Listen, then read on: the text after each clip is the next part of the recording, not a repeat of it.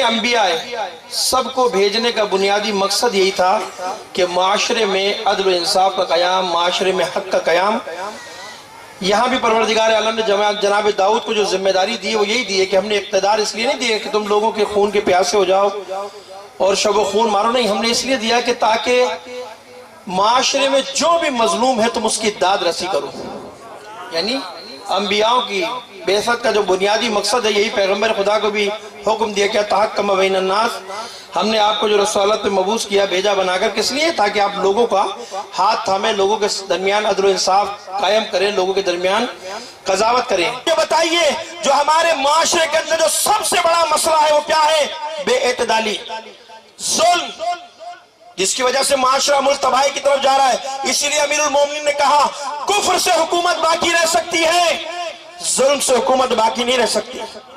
ظلم کا آخری انجام کیا ہے؟ تباہی اور بربادی، ختم ہو جانا۔ ممکن ہے کوئی حاکم کافر ہو، عادل ہو، وہ حکومت چلا جائے گا، لیکن اگر کوئی مسلمان ظالم ہو، مسلمان ہو حاکم اور ظالم ہو، اس کی حکومت بالآخر کو ترش سے چلے گی اور ختم ہو جائے گی۔ امیر المومنین نے اصول دیے۔ آج ہمارے ملک کی تباہی کا سبب کیا ہے؟ ہمارے ملک کی بنیادی تباہی کا مقصد یہی ہے کہ لوگوں کو انصاف نہیں مل رہا ہے اس ملک میں، لوگوں کو حق نہیں مل رہا ہے اس ملک کے اندر، جس کی وجہ سے کیا ہو رہا ہے؟ یہ جو بغاوتوں کی صورت میں لوگ شور مچا رہے ہیں، اس کی بنیادی وجہ سے ان کو حق، وجہ یہ کہ ان کو حق سے محروم کیا جا رہا ہے۔ آج آپ دیکھ لیجئے، ایک دفعہ ایک طرف جو ہے بے اعتدالی ہے، بے انصافی ہے، لوگوں کو حقوق سے محروم کیا جا رہا ہے، دوسری طرف دہشت گردی کا سلسلہ جاری ہے اور کوئی روکنے والا نہیں ہے اس ملک کے اندر۔ امیر المومنین نے ان غریبوں کا ہاتھ تھاما اور جب کسی نے پوچھا آپ خلیفہ ہیں، سوکھی روٹی کیوں کھاتے ہیں؟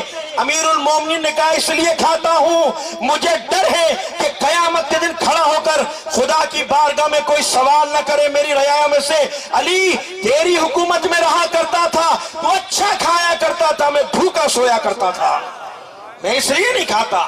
آج ان حکمرانوں کی عیاشی کا عالم کیا ہے؟ آج کہاں تک پہنچ چکے؟ یہ واحد ملک ہے، قرضے لینے جاتے ہیں وزیر تو 200 وزیر ساتھ لے کے جاتے ہیں، قرضے لینے جا رہے ہیں کہ ملک میں کچھ نہیں ہے، لیکن 200 وزیر ساتھ جا رہے ہیں۔ بیت المال کا خرچہ کس طرح ہو رہا ہے؟ علی نے تو چراغ بجھا کر بتایا تھا جب کچھ ملنے آئے تھے، جب ملنے آئے تھے تو چراغ بجھایا تو پوچھا کیوں بجھایا؟ ہم تو بات کرنا چاہتے تھے۔ علی نے کہا اس لیے تو پوچھا تھا، اپنے کام سے آئے مسلمانوں کے، تم نے کہا اپنے کام سے آیا ہوں، اور یہ چراغ میں جو تیل جل رہا ہے یہ مسلمانوں کا مال ہے۔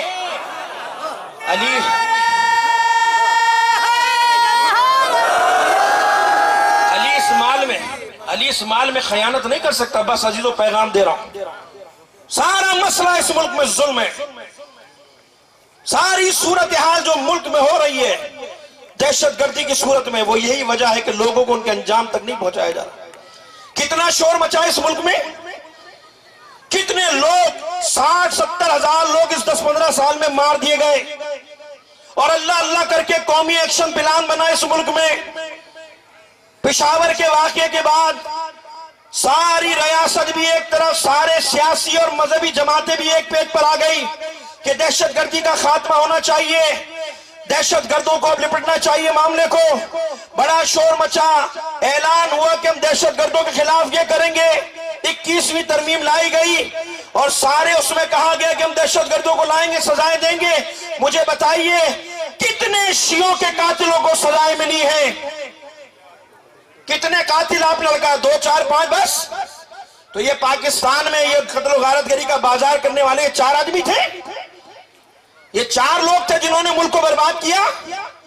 یہ جو صبح سے شام تک سیاست دان اور یہ سارے آ کے ٹی وی پہ تبصرے کرتے ہیں، لوگوں کو دھوکہ دیتے ہیں۔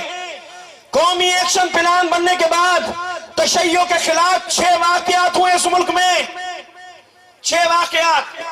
ایسا نہیں ہے کہ بھول گئے، ہر واقعہ یاد ہے۔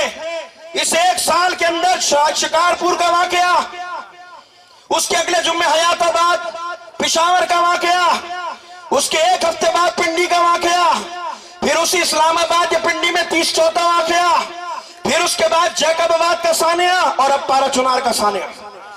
6 واقعات تشیع کے ساتھ اس ملک میں ہوئے۔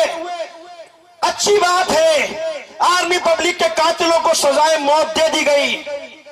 बहुत अच्छा इकदाम है। सफूरा चौरंगी पे मरने वाले हजरात को, उनके दहशतगर्दों को भी सजाएं सुना दी गई। जब तुमने सबको सजाएं सुनाई है तो शिकारपुर के कातिलों को क्यों सजा नहीं देते? जैकबाद के शोहदा के कातिलों को सजाएं क्यों नहीं देते? साना आशूर के कातिल कहां है? साना अरबईन के कातिल कहां है? इस मुल्क में सबसे ज्यादा खून हमारा बहा है, सबसे ज्यादा हमने लाशें उठाए। खुदा की कसम, अगर ये कायदे मिल्लत जाफरिया की सूरत में अल्लाह की नेमत नहीं होती और कोई नादान होता तो इस मुल्क को जला चुका होता। ये कायद था जिसने सब्र की तलकीन दी, लेकिन सब्र के माना ये नहीं है कि एक थप्पड़ खाकर गाल आगे कर दो। ये किसी ने नहीं कहा कि थप्पड़ खाकर गाल आगे कर दो। अगर हम सब्र करना जानते हैं तो जो हाथ हमारी तरफ बढ़ता है उसे तोड़ने की भी ताकत रखते हैं। ऐसा नहीं है। तो लिहाजा मामलात को समझा लो। जैकबाबाद के कातिल चाहिए हमें। मुहर्रम से लेकर 3-4 महीने हो गए, कातिल कहां है जैकबाबाद के? हमें बताया जाए। शोर मचता है मीडिया पर, पकड़े गए हैं, बताओ हमें कहां है, हमें ब्रीफिंग दो। तुम्हारी एजेंसियों की रिपोर्ट है कि शिकारपुर दहशतगर्दों की आमाइशगाह है।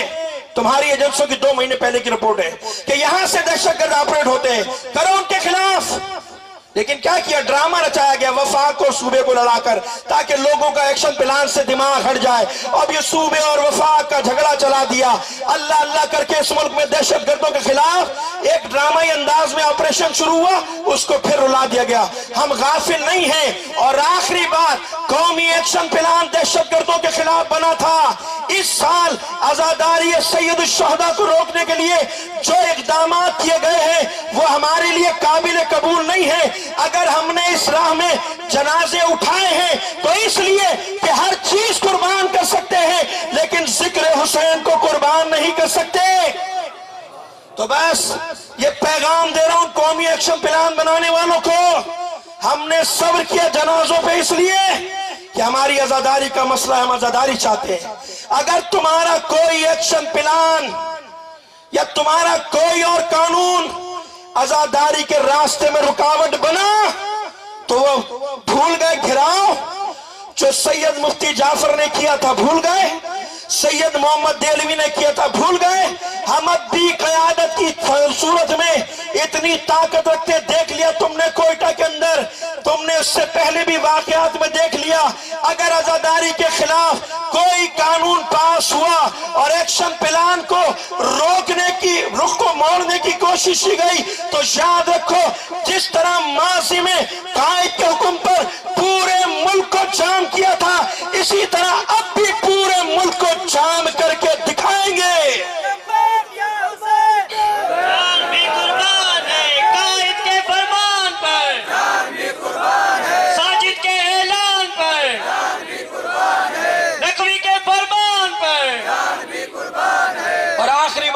ये जो आजकल शोर मच रहा है, अमन कमेटी बन रही है और ये कहा जा रहा है खुतबे होने चाहिए सरकारी, ये पाकिस्तान इस्लाम के नाम पर बना है। इसका आइन कुरान और सुन्नत के मुताबिक है और तमाम लोग उसका एहतराम करते हैं। किसी वजीर को जरूरत नहीं नया कानून बनाने की। हम इस मुल्क के अंदर रहते हैं। इस मुल्क के अंदर कायदे आजम मोहम्मद अली ने 14 नुकात पेश किए, तो उसमें एक नुकता यही है कि मुसलमान इस मुल्क में आजादी के साथ अपनी मजहबी रसूमात को अंजाम देंगे। हम किसी सरकारी खुतबे को मानने के लिए तैयार नहीं है और ना मानेंगे।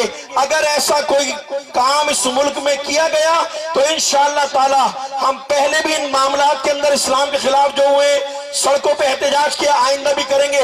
क्या कायद के फरमान पर आने के लिए तैयार हो?